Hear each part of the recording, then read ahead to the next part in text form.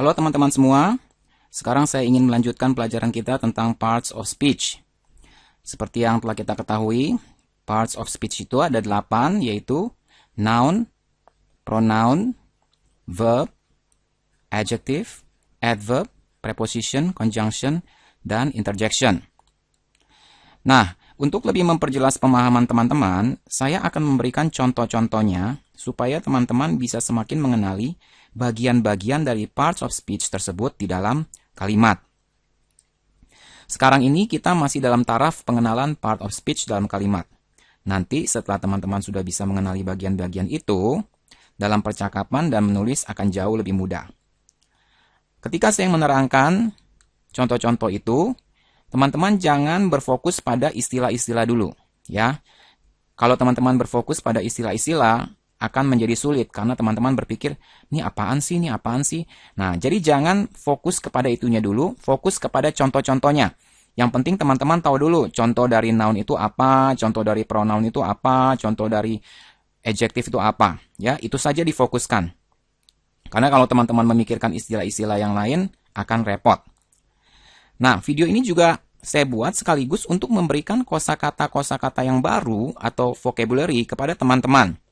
Jadi, sementara saya memberikan contoh-contoh itu, teman-teman bisa melihat dan mencatat kata-kata apa saja yang belum tahu artinya. Lalu cari artinya. Oke? Nah, sekarang kita mulai dengan noun terlebih dahulu.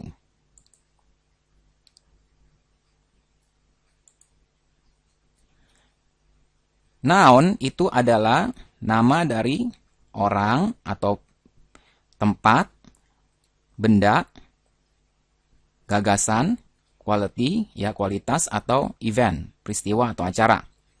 Jadi, noun itu banyak sekali ya.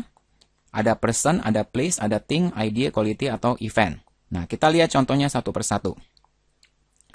Untuk yang person to people itu nama orang. Misalnya John, Sally, Jono, Sinta, Mr. Smith, Mrs. Smith. Ini adalah noun, oke? Bentuknya nama. Lalu ada yang noun bentuknya profesi. Misalnya my teacher, the president, the judge, dancer. Ya, ini adalah noun. Kemudian ada yang bicara soal gender, misalnya a boy, a girl, a woman, a man, my brother, my sister, baby boy, baby girl. Jadi ini semua adalah noun. Ya, jadi yang mengandung noun itu semua person atau person itu ini ya, nama orang, profesi atau gender. Berikutnya place, tempat ya, bisa mountain, state, ocean, country, building, park, Europe, Eropa ya. Ini adalah contoh-contoh sebagian kecil saja. Pokoknya yang nama-nama tempat itu adalah noun ya. Kemudian kalau things itu sudah tidak usah dibicarakan lagi. Teman-teman udah pasti tahu ini adalah noun ya. Table, milk, chair, lalu water, air. Air di sini adalah udara, bukan air ya.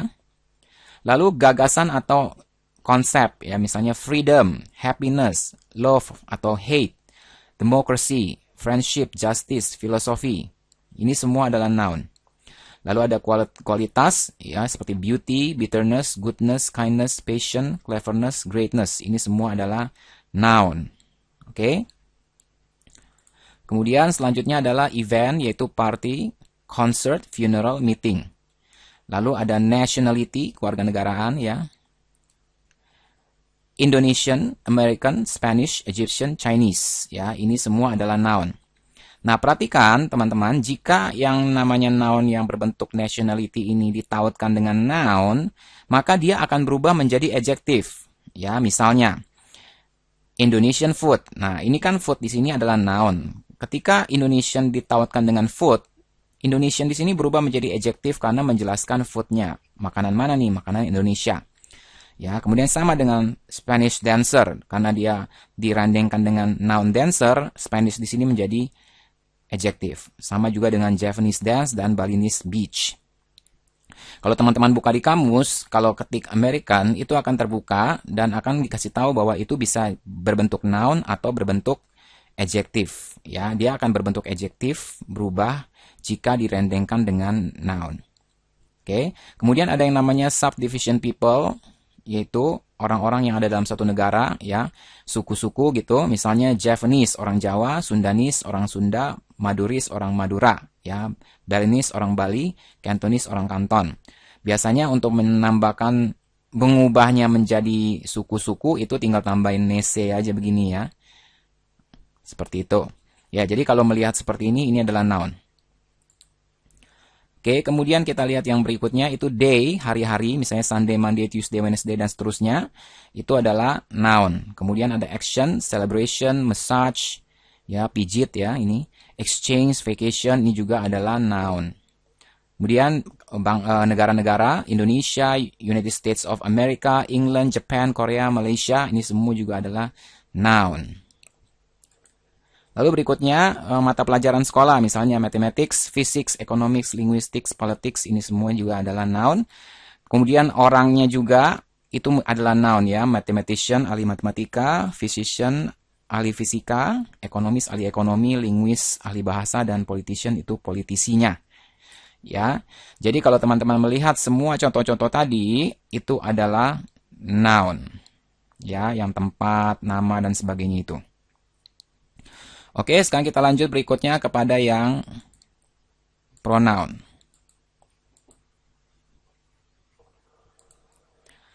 Nah, pronoun itu adalah kata-kata yang menggantikan tempat noun, menggantikan posisi noun, ya.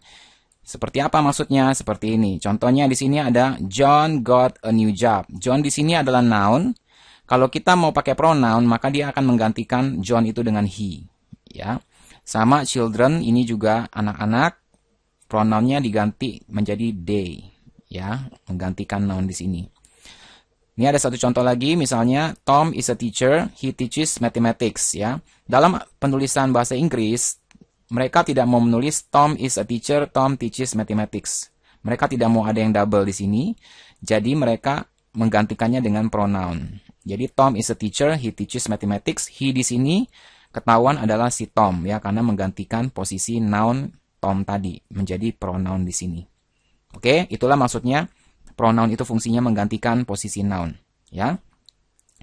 Macam-macamnya apa saja? Pronoun itu ada personal pronoun terbagi dua, yaitu subject dan objek. He, she, it, you, we, they. Kemudian ada objek him, her, it, me, you, we, they. Lalu ada possessive pronoun his, hers, mine, yours, ours, theirs. Ya. Kemudian ada reflexive pronouns ya, himself, herself, itself, myself, yourself, ourself, themselves. Oke. Jangan fokus dulu kepada ini ya, kepada istilah-istilah ini. Yang penting kalian lihat di sini contoh-contohnya ya. Ini adalah pronoun. Kemudian ada reciprocal pronoun yaitu each other, one another ya. Each other di sini they really hate each other. Peter and Mary help one another. Nah, di sini each other dan one another ini adalah pronoun. Kemudian ada relative pronoun yang contohnya adalah that, which, who, whose, whom, where, when ya. The book that you gave me was really boring. Nah, that di sini adalah pronoun. The cyclist who won the race trained hard. Ini adalah pronoun. The book when it was finally returned was torn and stained. Ini juga when-nya adalah pronoun.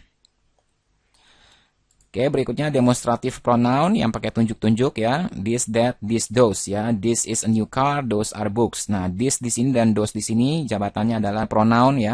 Who, what, why, when, where, dan whatever. Di sini juga adalah pronoun ya. What, which, whose ya. Dan ini adalah lagi yang terakhir, indefinite pronoun, yaitu yang tidak jelas siapa orangnya ya. Anything, anybody, anyone, something, dan seterusnya. Misalnya, there's something in my bag. Nah, something di sini adalah pronoun. No one wants to hear about my problem. No one di sini adalah pronoun.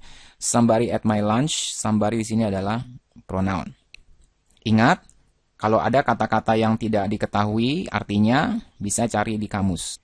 Oke, itu saja dulu. Kita belajar mengenai contoh-contoh noun dan pronoun terlebih dahulu. Nanti kita akan lanjutkan bagian-bagian dari parts of speech lainnya di video-video selanjutnya.